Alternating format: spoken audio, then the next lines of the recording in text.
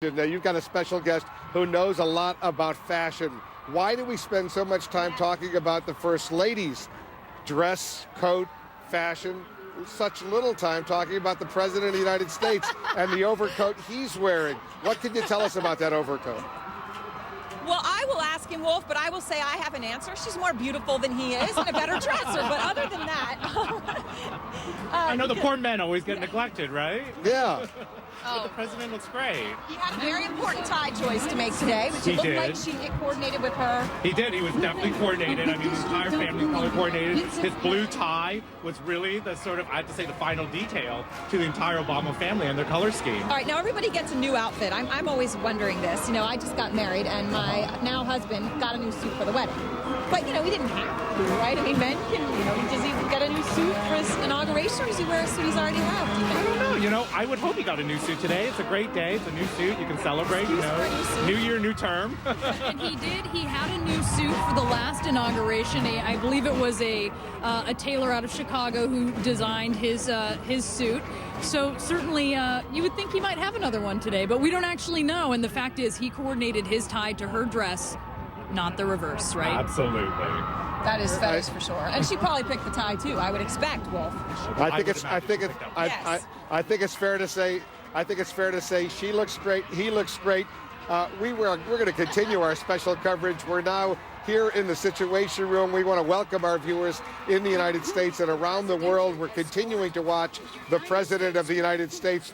The President of the United States and the First Lady, they are now getting closer and closer to where Kate Baldwin, Jeffrey Toobin, and I are. We're at the reviewing stand right across from the north lawn of the White House. Christy Paul is not that far away. Christy, where are you? I'm at Madison and Pennsylvania Avenue, and this crowd has been waiting for this because, you know, the announcer, Charlie Brotman, he is an institution here. I would like to say he is spitting enthusiasm. He doesn't have that broadcaster's voice that some people might think, but you can hear how excited he gets about this, and he's been doing it for years. And he keeps telling this crowd, he's been telling them for the last hour, we're getting ready, folks. He's almost here. He's on the way. In broadcasting, that's what we like to call a deep tease. So these folks have been ready and waiting for some time as we're waiting to see the president come by. And, you know, I was talking to you earlier about the 5 branches of the military that are standing here. And they've been standing here since 9 o'clock this morning in kind of an informal, relaxed pose. But once some of the bands started coming through and the color guards, that immediately changed. We saw them saluting, and they're now in, you know, a very rigid format as they're supposed to be, getting ready to salute again as they wait for the president to come. Again, these are folks that are here strictly to honor the president and the vice president and our country. They are not part of the security forces, but we're just waiting for this crowd to get crazy again because they've been practicing doing the wave, much at Charlie Brotman's he's been really prompting them to get ready to see who can scream the loudest when the president and the first lady come by. And we, of course, will be hoping that they'll be getting out of their seats because these are the prime seats that people paid a lot of money for, the blue section. And they have been very patient, but they've also been very enthusiastic. And, you know, I don't know if you've noticed this, Wolf. Tell me if you have. And I know you've covered many of these, but we've gone from seeing people with cameras in the stands now to phones in the stands.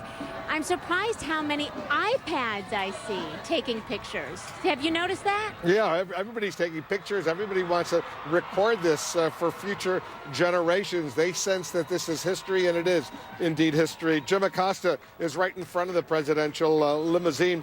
Jim, tell us what you're seeing. I think he's making a right turn onto 15th Street. Is that right? That's right. That's right, Wolf. He is making that right turn onto 15th Street. That Avenue, and where that meets the White House. And we're hopeful here in the President and the First Lady will get out. Can't guarantee it happen. But one thing you could say, Wolf, it's good to be the president.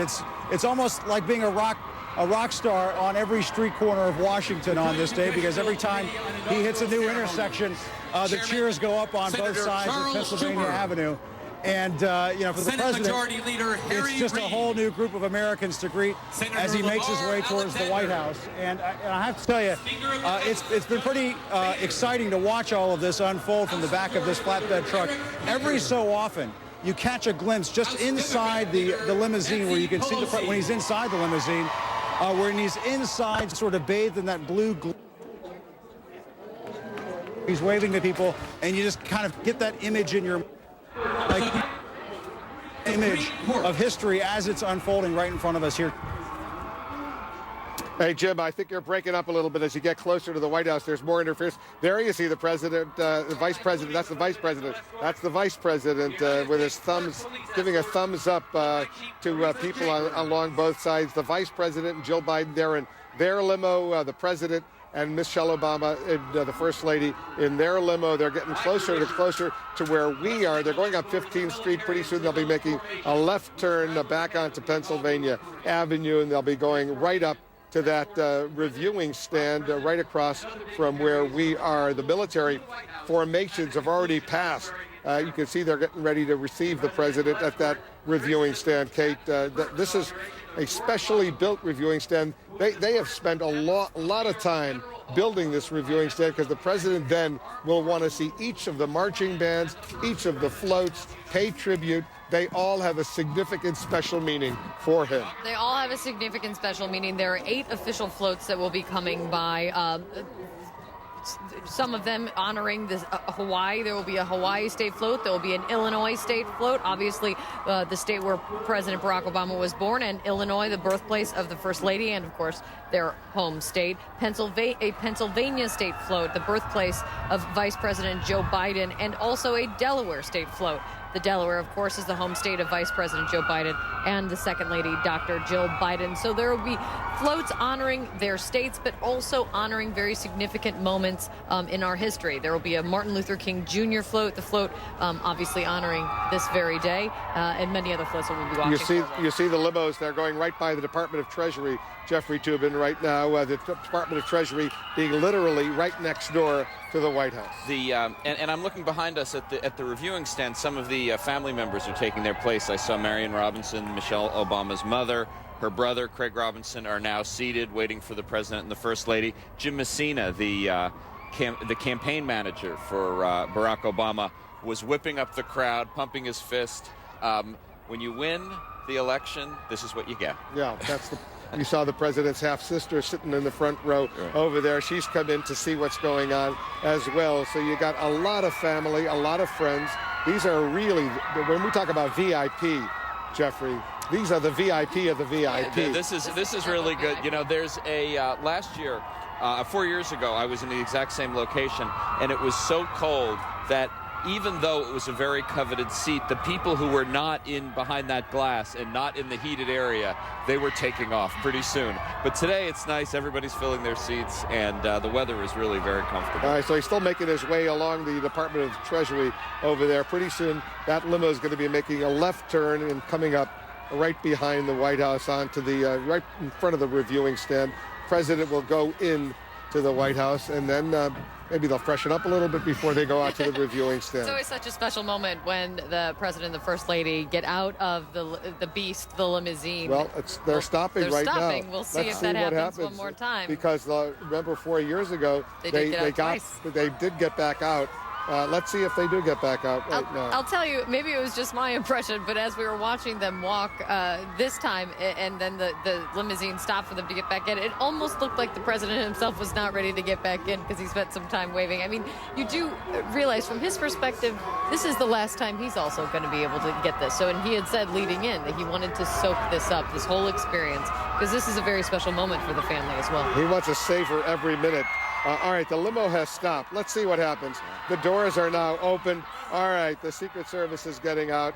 You know what that means. That means that the president and the First Lady, the final 100 yards or so, they're going to walk. They're going to walk into the White House.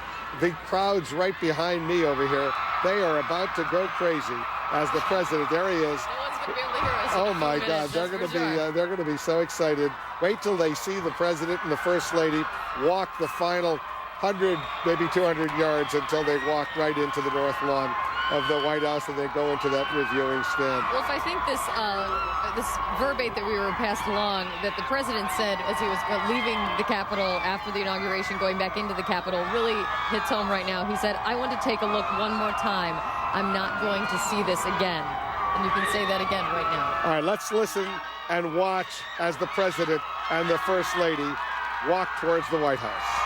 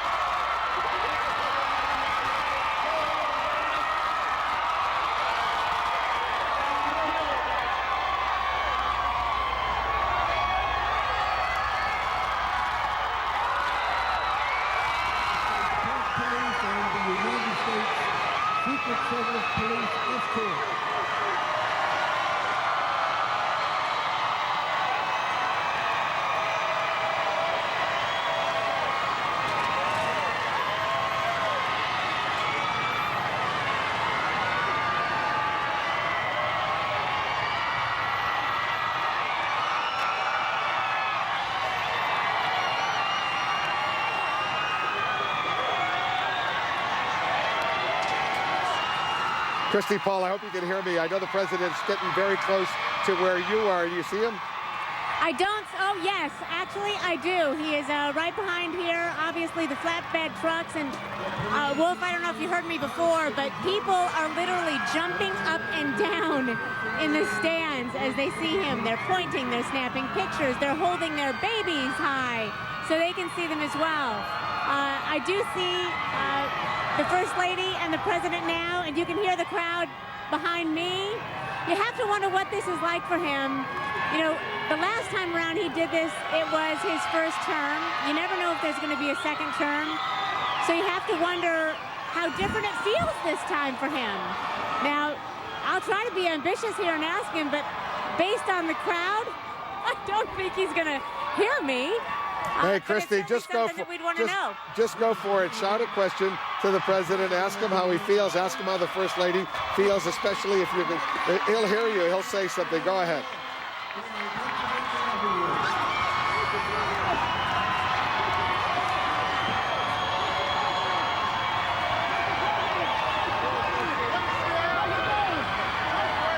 Go ahead, Christy.